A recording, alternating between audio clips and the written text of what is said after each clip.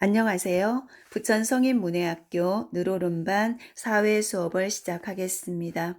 그동안 1단원에서 촌락과 도시의 생활에 대해서 공부했고, 그리고 도로와 교통, 도시의 발달까지 공부하였습니다. 오늘은 그동안 배운 내용을 복습하기로 하겠습니다. 첫째, 촌락은 농업, 어업, 임업 등 자연으로부터 생산물을 얻어 살아가는 지역 단위를 말한다. 촌락에서는 자연에서부터 생산물을 얻어서 살아가죠. 넓은 들을 이용해서 농사를 짓는 농업, 바다를 이용해서 고기잡이를 하는 어업, 산을 이용해서 목축업을 한다거나 그 다음에 산나물이나 버섯을 채취하고 목재를 얻는 그런 임업, 자연에서부터 생산물을 얻으면서 살아가는 곳이 촌락입니다. 촌락과 대비해서 도시는 도시적 생활 양식을 가지고 살아가는 사람들이 모여 사는 지역으로, 도시는 주로 제조업이나 서비스업에 종사하며 살아간다. 도시에 사는 사람들은 도시적인 생활 양식을 가지고 있고, 도시 사람들은 공장에서 물건을 생산해내는 제조업이나 다른 사람의 생활을 도와주는 서비스업에 종사하며 살아가는 사람들이 많습니다. 다음 3. 촌락은 산과 하천 등을 중심으로 모여 살아가며 산 아래나 또는 하천 주변에 동네를 이루면서 살아가죠. 촌락에서는. 그리고 인구의 고령화와 출산율 감소 등이 사회 문제로 나타나고 있다. 촌락에 문제가 있는데요. 전체적인 연령이 높아지죠. 사람들의 연령이 높아져요. 노인 인구가 많다는 거죠. 그래서 인구 고령화로 인해서 일손이 부족합니다.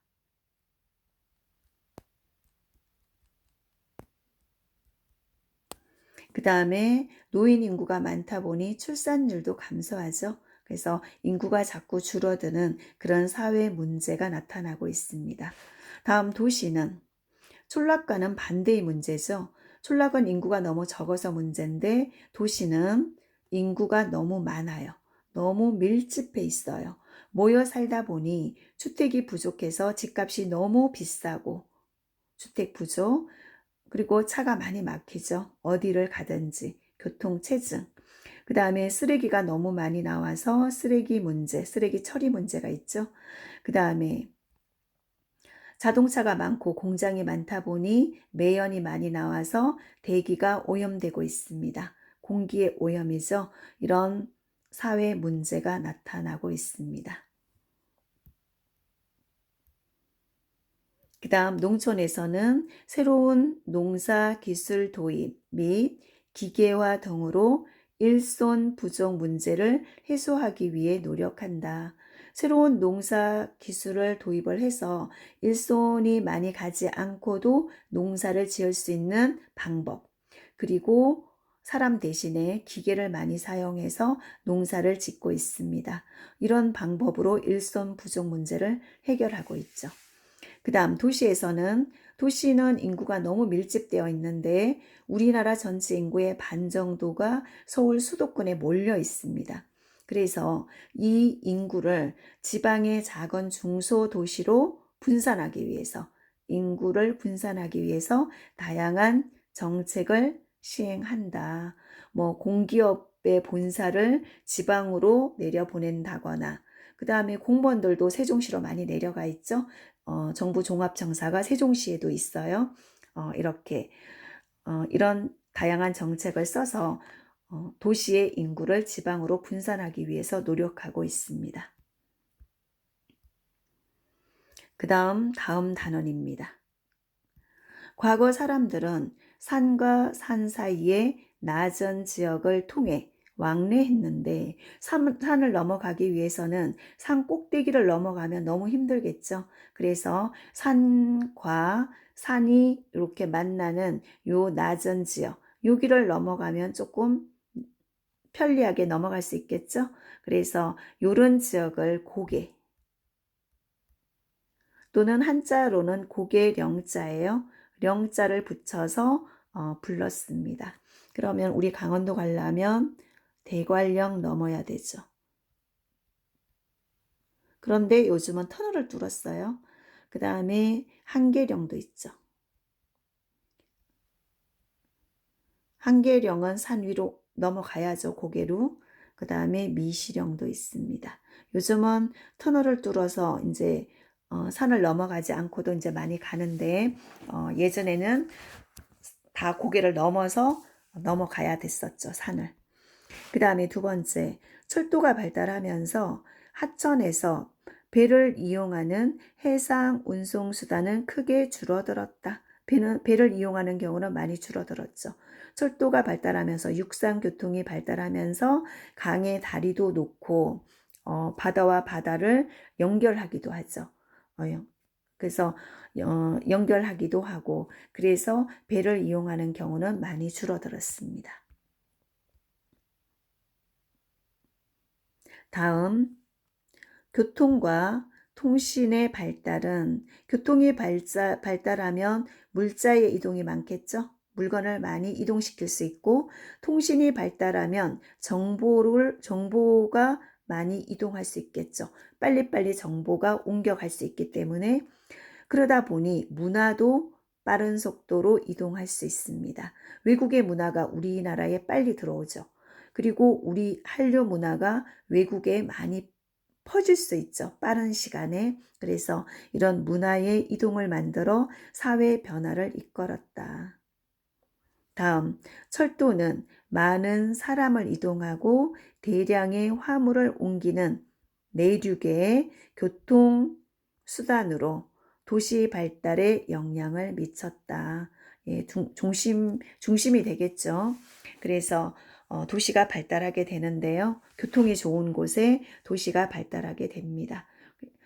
철도는 많은 사람을 이동시킬 수도 있고 그 다음에 많은 물건, 많은 화물을 옮길 수도 있어요. 그래서 육상교통이죠. 내륙, 육지, 바다가 없는 육상교통이 발달했습니다.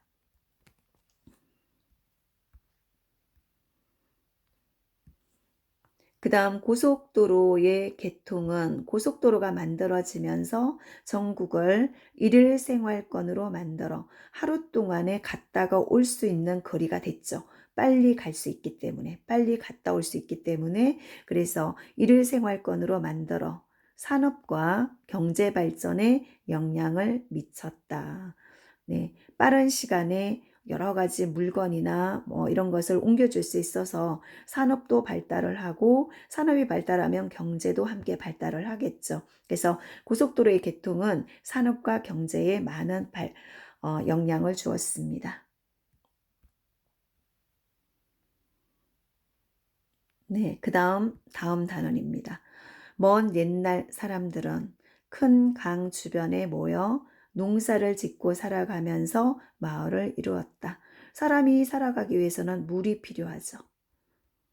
물론 마실 물도 필요하지만 농사를 짓기 위해서도 물이 필요해요. 그래서 큰 강 주변에 사람들이 모여서 살았습니다. 도시가 커지면서 교통로가 만들어지고 새로운 중심지가 생겼다. 사람이 많이 모여 살다 보니 많이 모여 사는 곳이 도시가 됐겠죠. 많은 사람들이 오고 가려면 도로가 필요해서 교통로가 만들어졌고 교통로를 따라서 교통의 중심이 되는 곳이 새로운 중심지가 또 만들어지기도 하죠. 다음 3. 서울은 조선시대부터 수도로서 그 당시는 도읍지라고 했죠. 조선의 도읍지, 지금의 서울인데요. 뭐라고 했나요? 한양이라고 했죠. 조선의 도읍지가 한양이었습니다. 지금의 서울 땅이죠. 수도로서 주요한 관공서와 정부기관이 위치했다. 조선시대부터 서울은 도읍지로서 수도로서의 역할을 해왔어요. 그 다음에 도시에는 도심이 있고 부도심이 있는데 도심은 그 도시의 가장 중심이 되는 곳이죠. 그래서 교통로가 밀집된 도시의 중심부에 위치한다. 도시 내에 있고 중심 기능을 담당하죠. 우리 서울로 본다면 종로, 그 다음 광화문, 여기가 도심이 되겠죠. 우리나라 주요 기업의 본사가 거의 종로 광화문에 다 모여 있어요. 높은 빌딩들이 엄청 많죠. 도심입니다. 그 다음에 부도심이 있는데요. 도시 내에 있고 도심의 기능을 분담한다. 우리 가장 중심지가 도심이라고 했는데 그 도심의 기능을 각각의 동네에서 교통이 편리한 곳에 중심지가 생기겠죠. 그래서 각각의 동네에 새로운 중심지가 생기는데 이때 이 도심의 기능을 분담하면서 교통이 편리한 곳에 부도심이 생깁니다. 그래서 서울 같은 경우는 종로, 광화문이 도심이라면 영등포, 그 다음에 여의도, 그 다음에 강남도 있죠. 강남. 그 다음 청량리. 네, 이렇게 동네별로 중심지가 생기는 것을 부도심이라고 합니다. 그리고 도심과 부도심은 도시 내에 있어요. 다음 6번. 이번에는 도시 내가 아니라 도시 바깥에 있습니다. 도시가 이렇게 있다면 우리나라라면 서울이죠. 서울이 있다면 도시의 외곽에, 서울의 외곽에 도시의 기능을 분담하는 도시가 있는데요. 이것을 위성도시라고 합니다. 우리 부천도 위성도시죠. 서울 주변에서 도시의 기능을 나눠서 갖게 됩니다. 수원, 하남,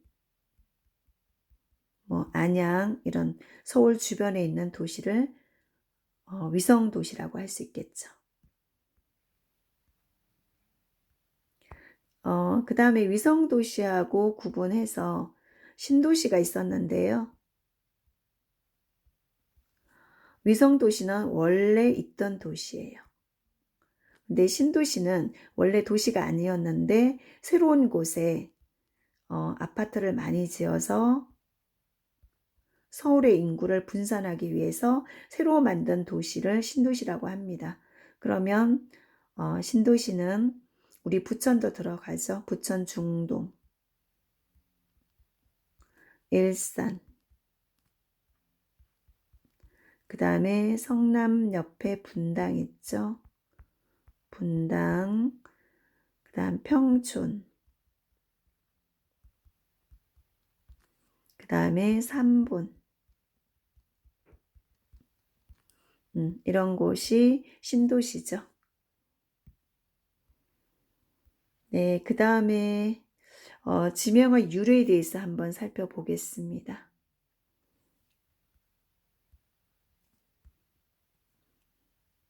네, 지명의 유래. 경상도, 전라도와 같은 행정구역의 이름은 조선시대부터 전해진 것으로 그 당시 각 지역의 주요 도시의 이름에서 유래되었다. 강원도는 강릉의 강과 원주의 원이 합쳐져서 강원도가 되었어요. 그 다음에 경상도에서 주요 도시가 경주, 상주가 있었는데 경주의 경, 상주의 상이 합쳐져서 경상도가 되었고, 전라도는 전주의 전, 나주의 나가 합쳐져서 전라도가 되었습니다. 나가 뒤로 가면 라로 발음을 하죠. 그래서 전라도.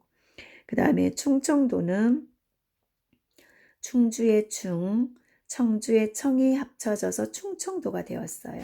그래서 이렇게 앞글자를 따서 만들었다. 그 다음 또한 조선시대에는 촌락의 특수한 기능이 지명에 반영되는 경우가 많았다.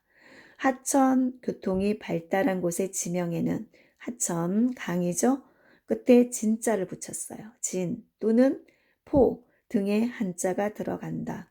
그래서 서울에서는 노량진, 마포, 그 다음에 경상남도의 삼천포 이런 곳이 하천과 관련된 지명이죠.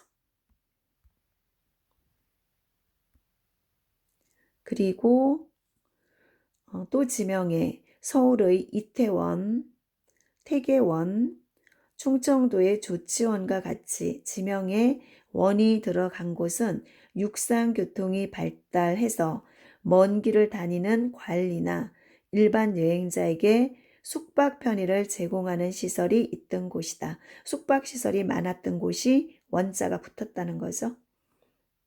그래서 지도에서 보니까 경상남도의 삼천포, 그 다음에 숙박시설이 발달한 조치원, 그 다음에 하천 교통이 발달한 울진 이렇게 지명해서 하천 교통이 발달했는지 숙박업소가 발달했는지 네, 이런 어떤 특징이 들어있다는 것을 알 수 있습니다. 이렇게 해서 일단은 모두 끝났는데요. 그동안 배웠던 내용을 한번 복습해 보았습니다. 오늘 수업은 여기까지 하겠습니다. 감사합니다.